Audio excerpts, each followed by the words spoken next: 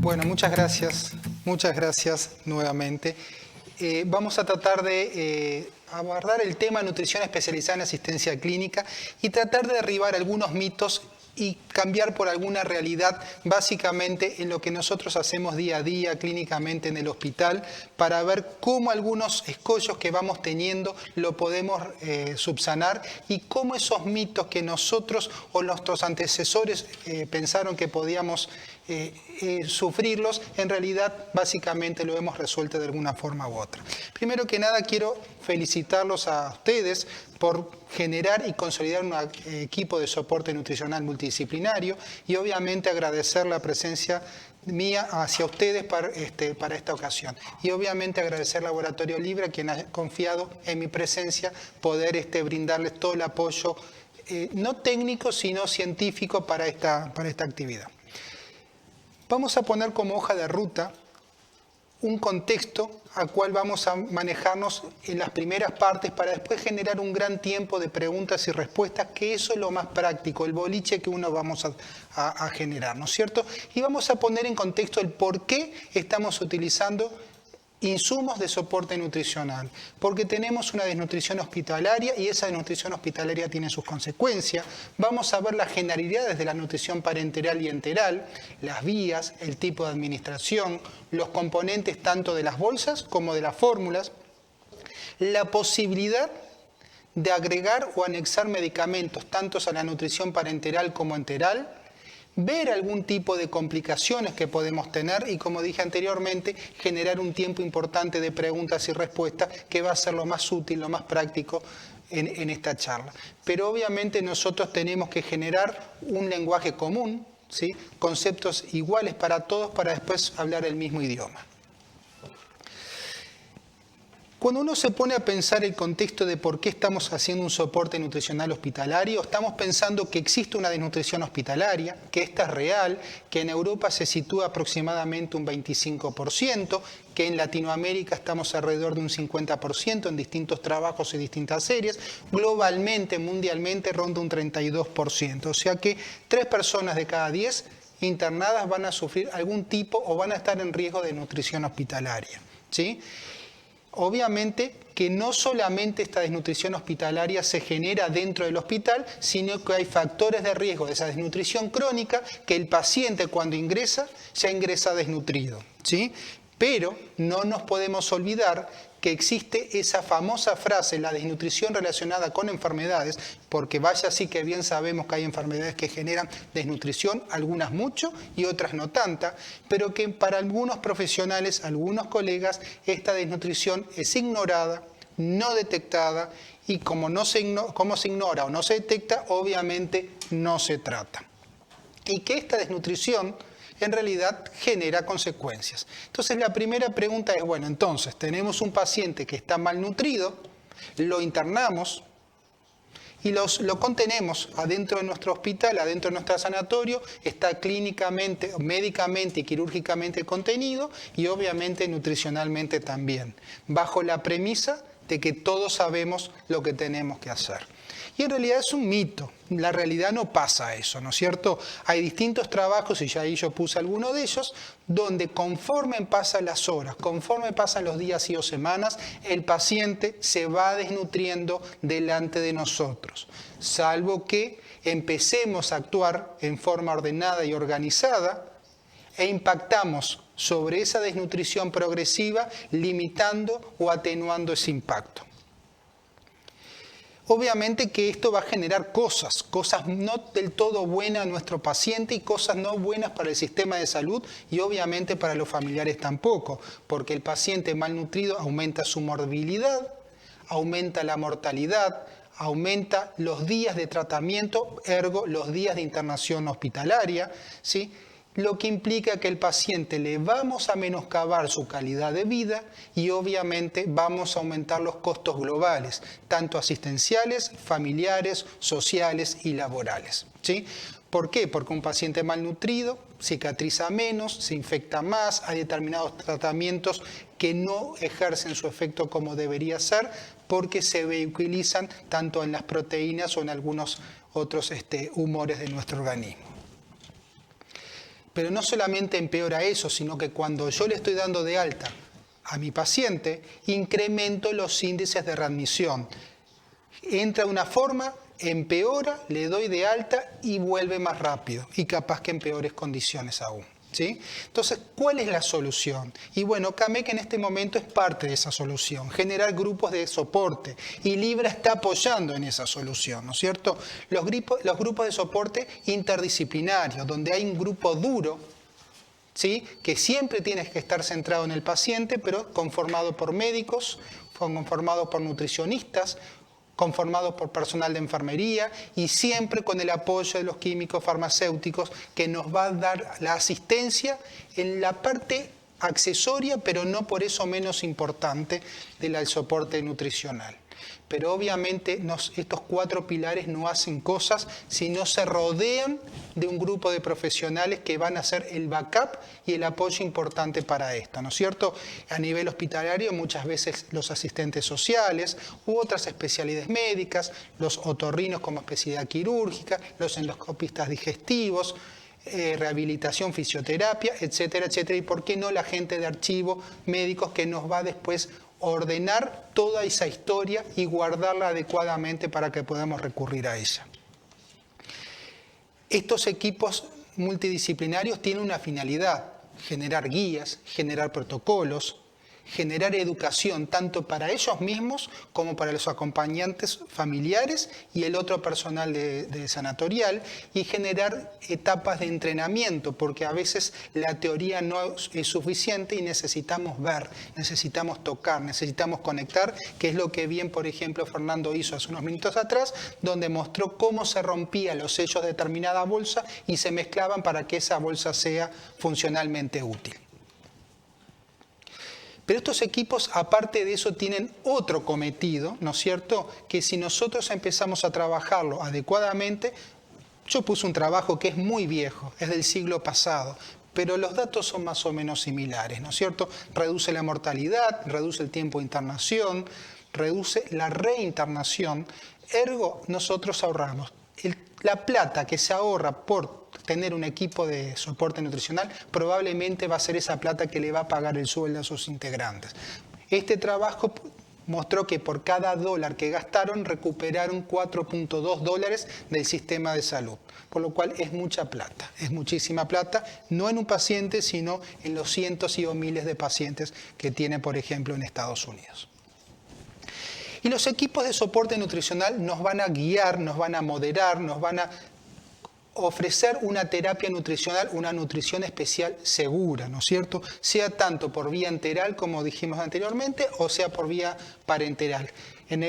La premisa de que la parenteral puede ser central o periférica, y la premisa que no necesariamente tiene que ser por sonda, sino que en los últimos tiempos también se agregaron los complementos orales nutricionales y la nutrición mixta, porque está claro que hay pacientes que pueden tener una nutrición enteral y una parenteral concomitante, o ser la consecuencia una de la otra, o simplemente, como nosotros nos ha tocado vivir, un paciente estando en el CTI del hospital que tuvo 4 vías distintas de acceso enterales, ¿sí? Una rareza, sí, pero por suerte nos tocó vivir ese paciente.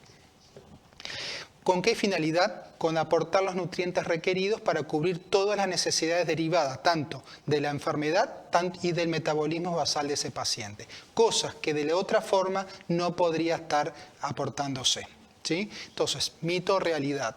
Conocer el estado metabólico nutricional al ingreso de mi paciente. ¿Es importante? ¿Es necesario para establecer un plan nutricional correcto, adecuado? Sí, la respuesta es sí, es una realidad, ¿no es cierto? Pero a todos los pacientes debo hacerle una evaluación nutricional detallada, y probablemente no. Por eso el escalonamiento de la asistencia tiene que ser, bueno, primero hago un screening nutricional y ahí ya separo las aguas por los normonutridos o lo que el screening me dio bien, y bueno, los revaloraré la semana de internación, y los que me dan mal o me ponen en riesgo, y ahí sí le haré una evaluación nutricional más detallada, para que después de esa evaluación nutricional yo pueda generar una intervención nutricional personalizada a ese paciente objetivo o a esa enfermedad que tiene ese paciente objetivo. preguntándome cuándo debo empezar, cuánto le debo aportar, cómo le debo pasar y por dónde le debo pasar el soporte nutricional. Está claro que si este paciente que yo voy a estar asistiendo no tiene un tracto gastrointestinal funcionante, voy a tener que hacerle nutrición parenteral, sea total o parcial, dependiendo del paciente y la patología. Obviamente que si nosotros definimos la nutrición parenteral, es la provisión de nutrientes por vía endovenosa en pacientes que no son candidatos a la nutrición enteral, sea por sondas, o a la nutrición enteral por vía oral, ¿no es cierto? Y le transmito otra pregunta. Bueno, ¿las contraindicaciones de realizar nutrición parenteral superan las indicaciones? La respuesta es no. La respuesta no. La nutrición parenteral tiene muy buenas y detalladas indicaciones. Obviamente que la práctica clínica diaria, la asistencia, el ver pacientes, porque no todos los pacientes son iguales, hacen que las indicaciones a veces las tengamos que modular al tipo de paciente y a la enfermedad y el momento metabólico que está cursando. Pero en realidad las indicaciones son muchas, son buenas y si seguidas adecuadamente generan muchos beneficios para el paciente. Eso sí, hay contraindicaciones, ¿no es cierto? Yo marqué las dos últimas que para mí son los más importantes. Obviamente que si el paciente está con una falla hemodinámica, lo que se prioriza es la vida, ¿no es cierto? Si el paciente se me muere, no va a necesitar nutrición parenteral, ¿tá? Si el paciente tiene un uso seguro y efectivo del tracto gastrointestinal, no debería necesitar nutrición parenteral, pero lo que no debe pasar es que nosotros utilicemos la nutrición parenteral para prolongar la vida de un enfermo en estado terminal. Ese paciente que uno prevé que en 2 días, día y medio, 2 días o 3 máximo se va a morir, no es adecuado hacer la nutrición parenteral. Y cuando no tenemos metas definidas tampoco, no hacemos las cosas para ver qué pasa o a ver si podemos generar otra actividad. No. Conforme a esto indicamos mucho, pero tenemos que regirnos a las contraindicaciones porque eso va a hacer que nuestro soporte sea eficiente, sea efectivo y sobre todas las cosas seguro. Estos son los accesos venosos más utilizados. Obviamente las femorales no es un buen acceso porque es un acceso sucio, con muchas secreciones, otra flora distinta, ¿sí? Los accesos pueden ser periféricos o centrales, ¿sí? Ergo, eso me va a hacer que en algún aspecto la nutrición parenteral sea periférica o sea central, y los distintos tipos de accesos centrales que van a ir dependiendo del paciente, el capital venoso y lo prolongado que yo necesite hacer nutrición parenteral. Hoy por hoy tenemos muchos miles de bolsas encima en nuestro haber, por lo cual prácticamente cubrimos todas las necesidades de accesos centrales y periféricos. Lo que no tenemos en el hospital, y creo que no hay en Uruguay, son los accesos centrales de inserción periférica, que hasta hace 20 años atrás sí había. Entonces, cuando uno piensa en esa bolsa que llega a la farmacia o al economato de nuestro hospital, de nuestro centro asistencial, vemos toda una bolsa bien protegida, preciosa, pero tenemos que pensar que esa gran bolsa que tenemos tiene una gran cantidad de nutrientes, una gran cantidad de elementos que muchas veces es más de 50 componentes distintos, dividido en macro y en micronutrientes, además del agua, ¿sí? Que tiene glucosa, que tiene proteínas o aminoácidos, tiene lípidos, tiene electrolitos, vitaminas y oligoelementos, ¿sí? Por lo cual, la desestabilización en sacar o poner, agregar o disminuir la cantidad de uno puede generar alteraciones en los otros, ¿sí? Y eso nos hace pensar que no todos los pacientes podrían o deberían recibir la misma bolsa. Y ya tenemos una gran disquisición, lo hablamos anteriormente, hay accesos centrales y accesos periféricos. Lo que no puede pasar por un tema de osmolaridad, que las bolsas de nutrición parenteral central se pasen por vía periférica, porque le quemamos las venas, le hacemos una flebitis impresionante y vamos a ver una foto de un paciente real nuestro del hospital, pero sí puede pasar que las bolsas de nutrición periférica puedan ser usadas por nutrición por vía central en el caso que el paciente pierda la vía venosa periférica y se tenga que continuar el tratamiento por un acceso venoso central. El paciente puede o no puede estar las 24 horas del día conectado a una bolsa de nutrición parenteral, ¿sí? Generalmente cuando son periféricos y son en escasa cantidad, podemos hacer nutrición cíclica o hacer nutrición continua o ir variando dependiendo del momento, ¿sí? Hay pacientes que al principio necesitan 24 horas al día y conforme van mejorando, capaz que podemos detectarle o el día o detectarle la noche para que duerma cómodo y tranquilo. Y eso a veces es importante charlarlo con el paciente y ver su conveniencia. Hay gente que se mueve mucho de noche durmiendo, entonces sabemos que nocturno no le podemos hacer. Pero hay gente que duerme tranquilo y que el día prefiere estar caminando, hacer fisioterapia, estar con su familia. Y bueno, le hacemos cíclica nocturna y de día los detectamos de la nutrición parenteral.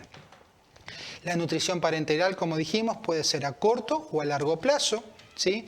Y no puede ser pasada por goteo gravitacional. Debe ser exclusivamente pasada en bomba de infusión continua. Y ahí ya tenemos 4 puntos para pensar en nuestros pacientes. Ahondando más detenidamente los componentes, recordemos que los macronutrientes principales, los 3 macronutrientes son las proteínas, hidratos de carbono y los lípidos, ¿sí? Que las proteínas generan 4 kilocalorías por gramo de proteína, 4 kilocalorías por gramo de hidrato de carbono, sabiendo que la dextrosa en realidad es 3.4, pero promedialmente es 4, y que cada gramo de lípido aporta 9 kilocalorías. Que cada uno de los macronutrientes tienen determinadas funciones biológicas y fisiológicas. Que debemos respetar las capacidades máximas tolerables, porque no es a veces mucho, es peor y menos es más. Pero sí debemos aportarle las dosis mínimas admitidas, porque si no estaríamos entrando en carencia, y estar atento a los eventos adversos de la administración de cada uno de estos nutrientes. ¿A qué me refiero? Por ejemplo, si yo excedo la capacidad del aporte de hidratos de carbono, probablemente el paciente me va a hacer hiperglicemias, o probablemente en un paciente respiratorio puedo colaborar que se me descompense. ¿Sí? Recordemos que hay distintos tipos de emulsiones lipídicas, cada una con sus indicaciones más adecuadas, ¿sí? La última que está en la diapositiva es la vedette de todas estas, donde asocia los 4 tipos de emulsiones lipídicas, de lípidos, ¿sí? Recordemos que las bolsas de nutrición parenteral se diluyen en líquido, esa agua, y que 1 mililitro de bolsa es lo mismo que 1 mililitro de agua. A diferencia, como vamos a ver más adelante, que no siempre un mililitro de una fórmula enteral es 1 mililitro de agua, ¿sí? Que debemos cubrir las necesidades diarias, sí, que debemos tener un aporte mínimo también, y en el caso que necesitemos más aporte de lo que la propia bolsa lo dé, debemos reponerle por una vía aleatoria o en simultáneo. Y que hay situaciones que nos demandan más aporte de líquido. El paciente con la transpiración, el paciente febril, el paciente vomitador o que tienen fístulas o drenajes gastrointestinales de alto gasto, ¿sí? Paciente que está muy polimnéico o que estamos haciendo un tratamiento diurético intempestivo, seguramente vamos a tener que reponerle de alguna u otra forma los líquidos. Recordemos que las bolsas son nutricionalmente completas, o la mayoría de ellas son nutricionalmente completas, que tienen vitaminas, ¿sí? Recordemos que ahí están las lipo y las hidrosolubles, ¿sí? Y que necesitamos indefectiblemente, no más para atrás, indefectiblemente cubrir las necesidades diarias o los requerimientos diarios, ¿sí? Que las bolsas tienen oligoelementos y minerales, que también debemos cubrir los requerimientos diarios, salvo que el paciente necesite por alguna forma u otra restringir algunos de ellos. ¿Y por qué tenemos que conocer esto? Yo le puse acá el formulario impreso, el formulario de papel, ¿no es cierto? Más allá de lo que Fernando dijo anteriormente, que está el formulario web, nosotros en el hospital por razones técnicas usamos este papel todavía, por lo cual nosotros tenemos que saber todo lo anterior, porque cuando vamos a llenar el formulario tenemos que saber si modificamos o no modificamos nuestro pedido. Francamente, a mí me encanta este tipo de formulario, porque lo que yo le digo es, bueno, esto es a la carta, ¿no es cierto? Hay pacientes, o en este momento este paciente, yo le puedo dar X cantidad de cosas, pero también puedo modificar esa cantidad de cosas y sacarle, por ejemplo, el potasio, sacarle el fósforo, o ponerle más aporte proteico, o al revés, sacarle aporte lipídico, etcétera, etcétera, por lo cual me da una soltura y, como se dijo anteriormente, lo voy a hacer personalizado al paciente objetivo. Al paciente objetivo en ese momento, porque este paciente hoy seguramente no va a ser el mismo que el viernes, ¿tá? Seguramente su estado metabólico va a ser distinto, mejor o peor, pero distinto al fin, ¿sí? Por lo cual me va a permitir personalizar la bolsa. ¿Y por qué digo que me encanta esto?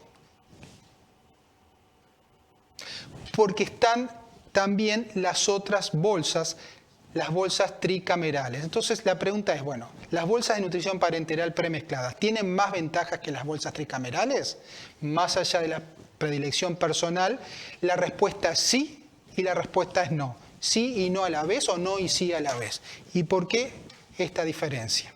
Como dijimos, al ser completa, al tener las tres en uno, yo la puedo modificar. Y si, por ejemplo, el paciente anda con una hipertrigliceridemia severísima, yo le puedo sacar el aporte lipídico, o por lo menos diariamente, y ser 2 en 1. Si el paciente tiene algunas cuestiones que no pueden recibir algunos minerales o algunas vitaminas, yo le voy sacando las minerales total o parcialmente, o las vitaminas total y parcialmente, por lo cual me permite armar una amplia gama de opciones. Claro, me va a dificultar en algunos pacientes, por ejemplo, por el volumen, los pacientes con compromiso renal, hepático u otros órganos, tengo que tener cuidado. Cuando voy a iniciar una alimentación, tengo que tener cuidado con el síndrome de realimentación, las intolerancias a la glucosa o a los lípidos, y ahí le debería sacar o disminuir uno u otro, la severa desnutrición de los pacientes críticamente enfermos, con grandes pérdidas de volumen gastrointestinales, o en domicilio a veces es dificultoso tanto volumen, por lo cual debería aportar bolsas con menos volumen.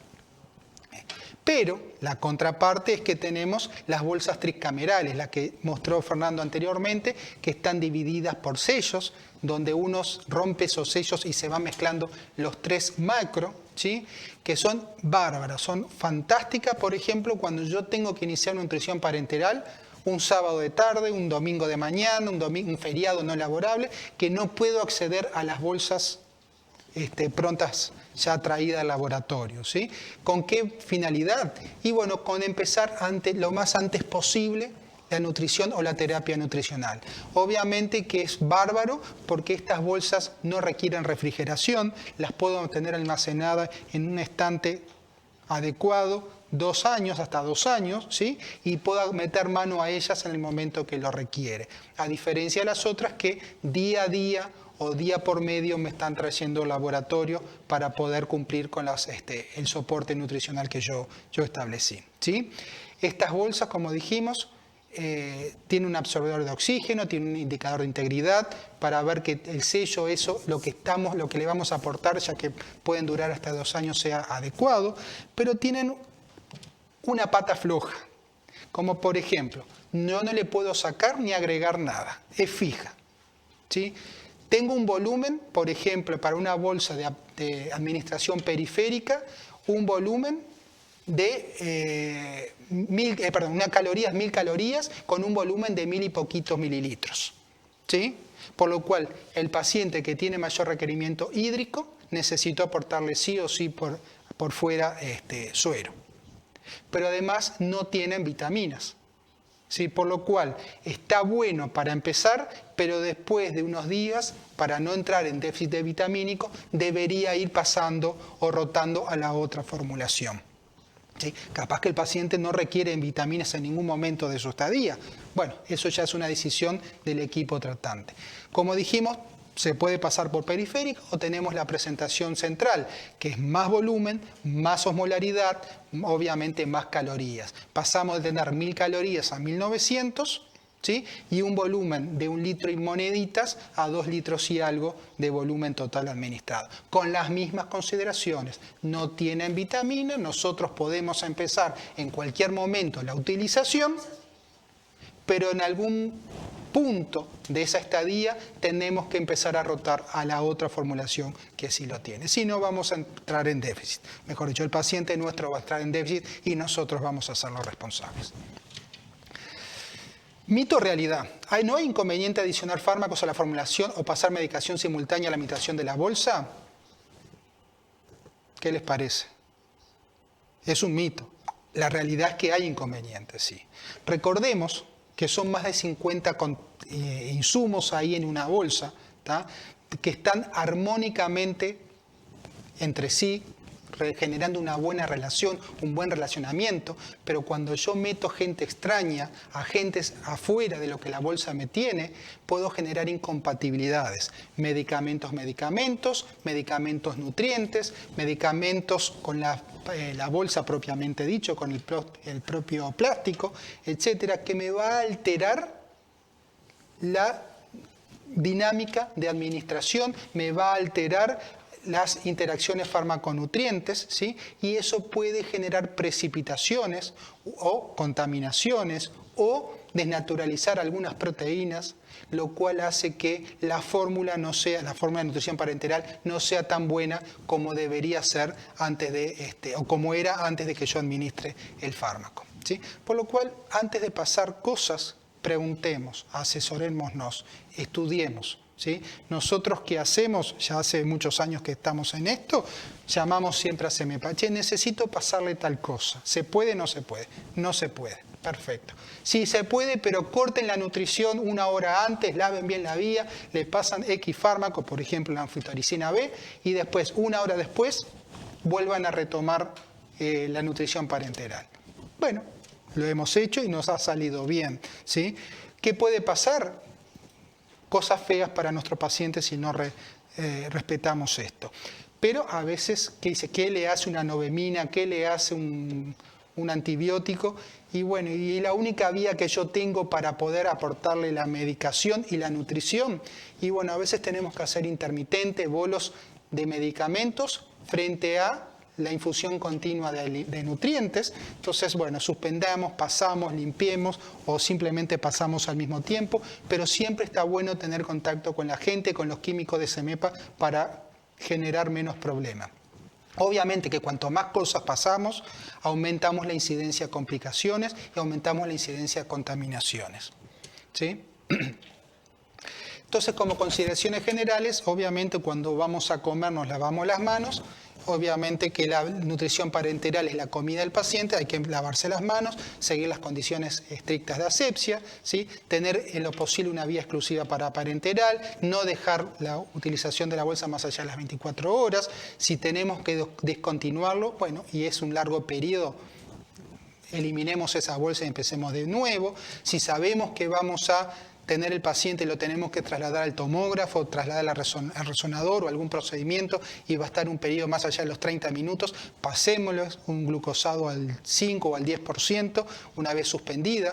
Recordemos que cuando uno genera una carga constante de glucosa, también genera una carga constante de secreción de insulina. Que la glucosa se consume mucho más rápido que el descenso de la insulina, por lo cual si yo le suspendo la nutrición parenteral a las 8, probablemente 8:30 va a empezar a tener hipoglicemia porque la cantidad de insulina todavía no descendió gradualmente. Por lo cual, si yo le aporto un glucosado al 5 o al 10, voy a ir atenuando esto y nuestro paciente no va a entrar en hipoglicemia. Para eso se deben establecer protocolos y monitorizar a los pacientes, ¿no es cierto? No olvidarse que la vía de administración de nutrición parenteral no es una vía para otras cosas. No midamos la PVC, no saquemos sangre, ¿sí? No nos olvidemos de utilizar los filtros, que no es un decorado más, no es el plus que viene en el combo, sino que es importante que el paciente lo tenga. Nosotros en el hospital, después de un tiempito, empezamos a auditar por qué los pacientes no tenían filtros y estaban guardaditos preciosos en un cajoncito en la enfermería. Hasta que, bueno, logramos que enfermería entendiera que es una protección para ellos y para el paciente, ¿no es cierto? Porque a veces los lípidos precipitan y si pasan a nuestro paciente genera embolia lipídica innecesaria. ¿sí? ¿Que tiene complicaciones? Sí. ¿Que los beneficios superan las complicaciones? También. Pero cuando hay complicaciones pueden ser hasta mortales. Por eso los equipos interdisciplinarios de terapia nutricional tienen que tener objetivos comunes en pesquisar rápidamente la presencia de algún tipo de complicaciones y actuar en consecuencia estableciendo medidas preventivas y obviamente correctivas.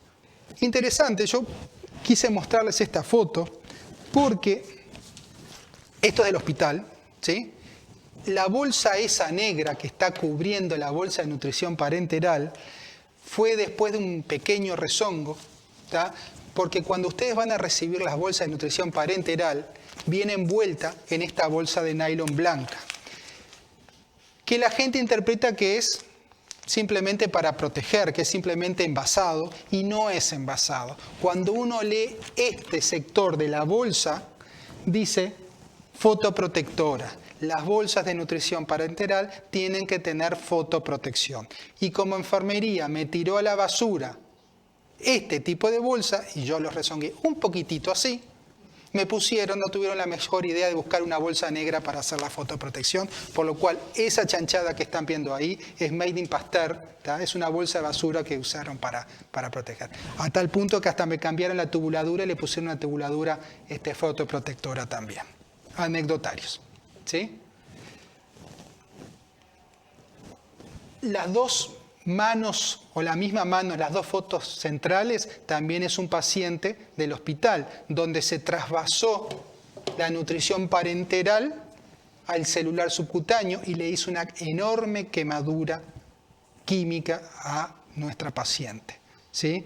La paciente aquejó que le dolía, le filtraba, le recubrieron con gasa en vez de darse cuenta de que en realidad estaba filtrando afuera del capital venoso y le quemó. Obviamente que la placa, a mi izquierda arriba es un neumotórax, después a mi izquierda arriba la vía quedó fuera de punto, ¿sí? Después en el brazo al medio, a la derecha está quemado, infecciones del sitio de punción, etcétera, etcétera. Cuando hablamos del síndrome de realimentación, creo que es la complicación metabólica más importante que podemos tener, ¿no es cierto? Que generalmente es lo que se llama el muerto en el placar, ¿sí? Porque, generalmente nosotros por querer hacer bien, y esto está demostrado, esto ha pasado en la realimentación de los campos de concentración después de la Segunda Guerra Mundial, que estaban todos extremadamente desnutridos, empezaron a darle comida a diestra y siniestra, y ¿qué pasó? Empezaron a generar una cantidad de alteraciones hormonales y metabólicas que terminaron matando al paciente. Recordemos que cuando uno está en ayuno prolongado, nuestro organismo actúa en consecuencia y se pone en un método hipofunción. Pero cuando yo realimento a mi paciente, como dijimos anteriormente con la nutrición con la bolsa, aumenta la cantidad de insulina, aumenta las secreciones y las alteraciones de iones y hormonales y vitamínicas que generan todo el paciente toda una cascada progresiva y a veces imparable, que va a llevar ese gran nombre que se llama síndrome de realimentación. ¿Que es mortal? Sí. ¿Que la mayoría de los pacientes con síndrome de realimentación se mueren? No, porque habitualmente se actúa a tiempo y en consecuencia. Lo ideal es no generar un síndrome de realimentación, pero una vez que el paciente tiene, cortemos, barajemos de vuelta y empecemos nuevamente. Hay que monitorizar las cosas, ¿sí? Tanto metabólicas, infecciosas y mecánicas, y saber que cuando el tiempo de la nutrición parenteral termina y ya el paciente puede empezar a usar la vía enteral, es porque el tracto gastrointestinal funciona. Entonces pensamos, ¿vamos a las vías naturales? Sí, ¿cubrimos los requerimientos con lo que va a comer? No, usemos complementos. Sí, vigilemos realmente si es lo que el paciente dice. O si ya a priori sabemos que no va a cubrir los requerimientos, entonces, o no va a poder alimentarse por boca, usemos directamente las zonas enterales, tanto gástricas como yeyunales, ¿sí? Obviamente que la nutrición enteral es la administración de nutrición destinadas a los individuos que no alcanzan a satisfacer o cubrir las necesidades nutricionales que nosotros o nuestro equipo calculó. ¿sí? Que tiene indicaciones, obviamente, la frase que ustedes van a sentir en todos lados, y si no la sienten hay un gran problema: si el intestino funciona, úselo. Si el intestino funciona, úselo, si funciona total o parcialmente, ¿no es cierto? Porque no tenemos que pensar que todos nuestros pacientes le funciona siempre el intestino y todos sus sectores. Pero a veces podemos saber que parcialmente el intestino sí funciona, y aprovechemos ese sector.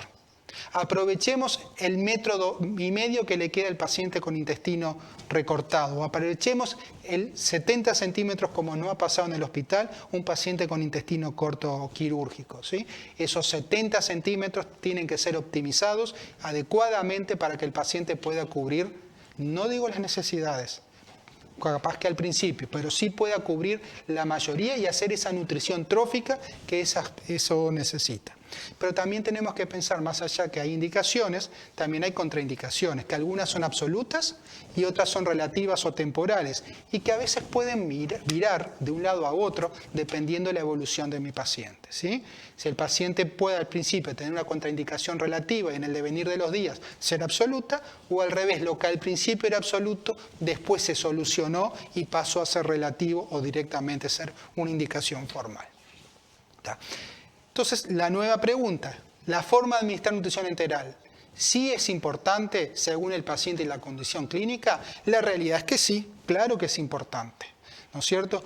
Y esto va también nuevamente a la pericia de evaluación de ustedes. Nuestros pacientes pueden tener 4 tipos o métodos de administración, que a veces pueden ser uno consecuencia de la otra. Capaz que al principio tenemos que pasarle 24 horas al día, o sea, en forma continua. Capaz que después en la evolución puede ser cíclica, intermitente, y capaz que cuando se va a la casa puede ser en bolo.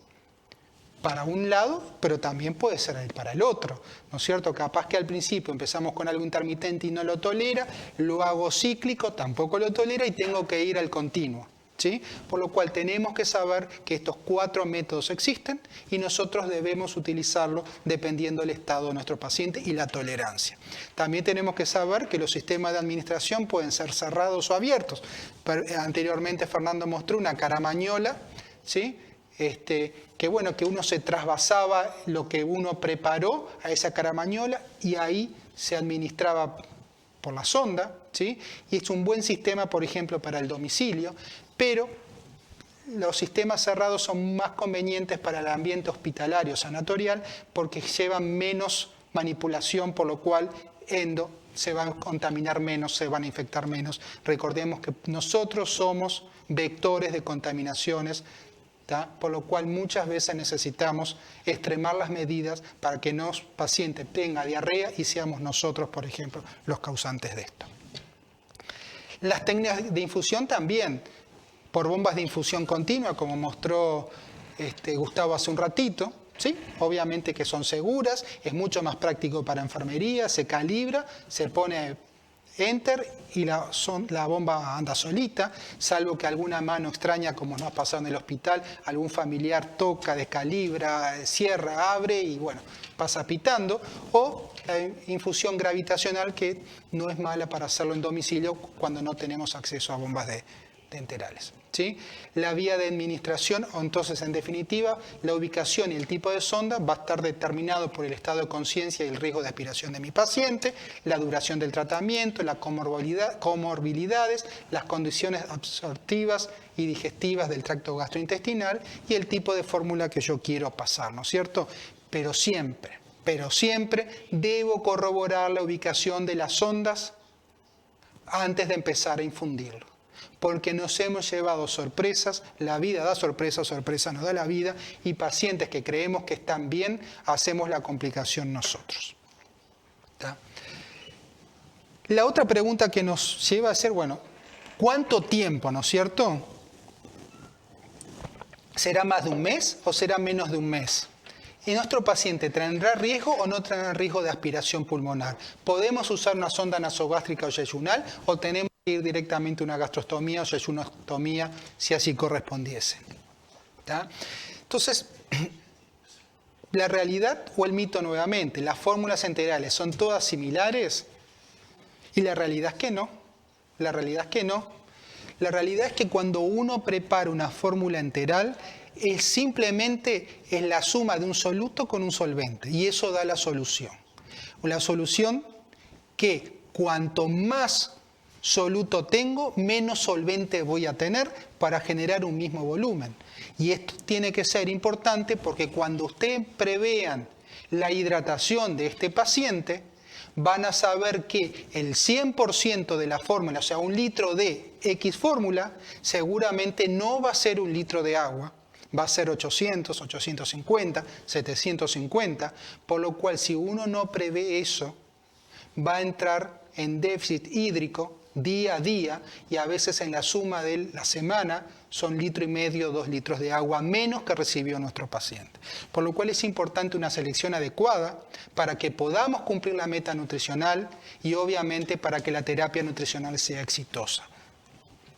¿Sí? Recordemos que la fórmula nutricional es un alimento industrializado, se hace en un laboratorio, que se le hace en laboratorio especial, pero especialmente para cubrir las necesidades, con indicación médica o del nutricionista, y puede ser exclusiva, o sea, el 100% de las necesidades están cubiertas por las fórmulas o los complementos, o simplemente parcial, complementaria a una vía enteral X o a la vía oral o a la nutrición parenteral. Y esto va a estar determinado por esa capacidad limitada tanto de ingesta, digestión, absorción o metabolización por parte de nuestro paciente. Obviamente, para que tener una adecuada planificación tenemos que tener criterios de selección válidos, ¿no es cierto? Conocer la fórmula que estamos manejando, conocer los requerimientos nutricionales de mi paciente, saber qué patología de base tiene y su capacidad digesta-absortiva, establecer con anterioridad la vía de acceso, el costo y el beneficio de esto, la disponibilidad de los productos y obviamente la inocuidad de darle ese tipo de formulación, ¿sí?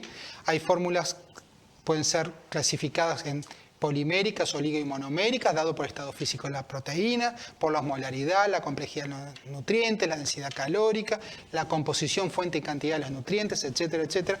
Clasificaciones hay muchas. La realidad, la practicidad es que nosotros lo vamos a ir manejando en base a nuestra pericia, en base a la disponibilidad y en base a lo que el paciente requiera. ¿Sí? Rápidamente, cuanto más elementales son las fórmulas, más osmolaridad tienen. Y por eso muchas veces, cuanto más elementales son las fórmulas, menos cantidad de ellas les vamos aportando, o vienen menos cantidad. ¿Y por qué esto es importante? Porque si yo le doy mucha cantidad de algo muy osmolar, generalmente empiezan con diarrea, empiezan con cólicos, empiezan con malestar, y automáticamente las fórmulas deben ser suspendidas o rechazadas por parte del paciente.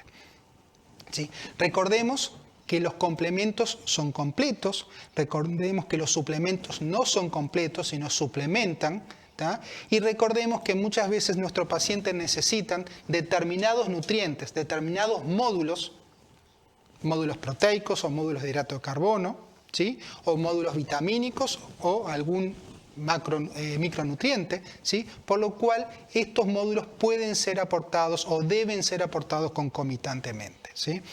Ejemplos. Como ya vimos anteriormente, bueno, el Enterex es un ejemplo de una fórmula polimérica normoproteica para preparar, ¿sí? El Fresubin original es un ejemplo de las poliméricas estándar, lista para usar, ready to hand, ¿sí?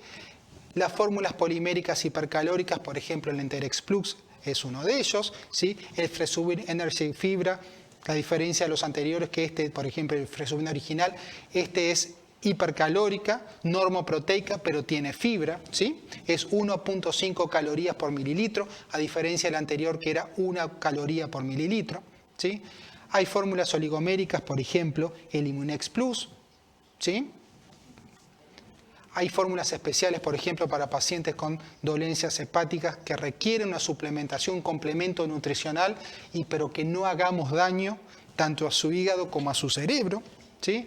Los pacientes que tienen patología renal y ya están en diálisis, que tenemos más libertad en algunos nutrientes y en la cantidad de proteínas, bueno, podemos utilizar Enterex renal, ¿sí? Estos ya son suplementos de glutamina en este caso, o suplementos de glutamina con probióticos, ¿sí? El Avintra, que nosotros tuvimos la suerte de utilizarlo también en un protocolo que ha funcionado fantástico para los pacientes con úlceras crónicas, heridas crónicas o esas heridas que cierran tortuosamente, nos ha colaborado muchísimo y muy bien. ¿Sí? El Fresubin HP Energy también es una fórmula distinta, es una fórmula que es hipercalórica, hiperproteica. El Diven para los pacientes diabéticos, ¿sí? Lista para usar. El Recomban, el Suportan, que son formulaciones nuevas en el mercado que, bueno, cada una tiene sus indicaciones más precisas.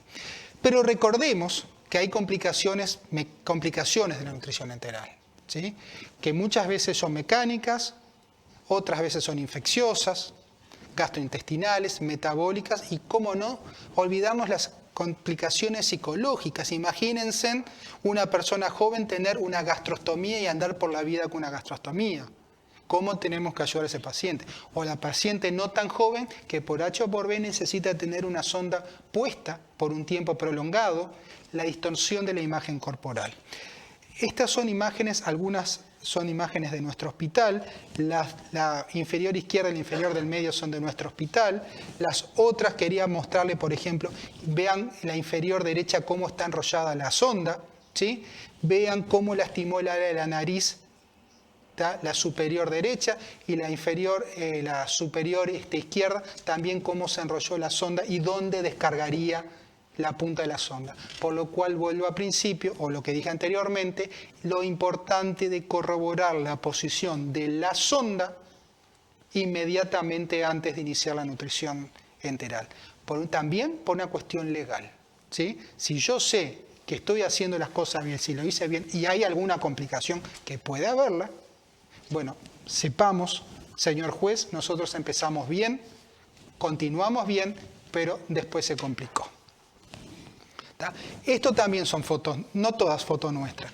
La de arriba y el medio, y vean el estado que quedó esa gastrostomía. Un paciente que se fue de alta, quedó ambulatorio en domicilio y al poco tiempo, un par de meses, volvió con ese estado lleno, la sonda rota, llena de moho. Lo otro es un invento pasteriano, también abajo a la derecha.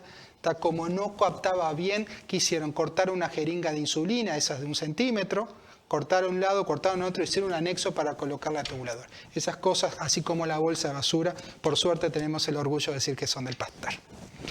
En fin. Para ir en la última parte, en la recta final, bueno, los fármacos y la nutrición enteral. ¿Es inocuo? ¿Son incompatibles? Y bueno, uno tendría que pensar que si por boca a veces el paciente en el desayuno se toma 8 remedios juntos, simplemente para saber que ya tomó las cosas del día, y además come la tostada, la mermelada, la manteca, el café con leche, etcétera, etcétera, podría haber no tanto problema. La realidad sí que hay problema, ¿no es cierto? La realidad es cuando yo tengo que pasar determinados fármacos por sondas, tengo que tener precaución, primero, que no se me tape la sonda, ¿tá? Por lo cual debo conocer el diámetro de la misma, saber qué tipo de fórmula le estoy pasando, ¿sí? Saber qué tipo de medicamento le estoy pasando. Imagínense que venimos todo bien, pero tenemos la mala suerte de que el medicamento tiene un vehículo con mucho manitol y el paciente empieza con diarrea. Pobrecita, siempre el primer culpable es la alimentación, y a veces no es la alimentación, sino es el fármaco que yo anexé, ¿sí?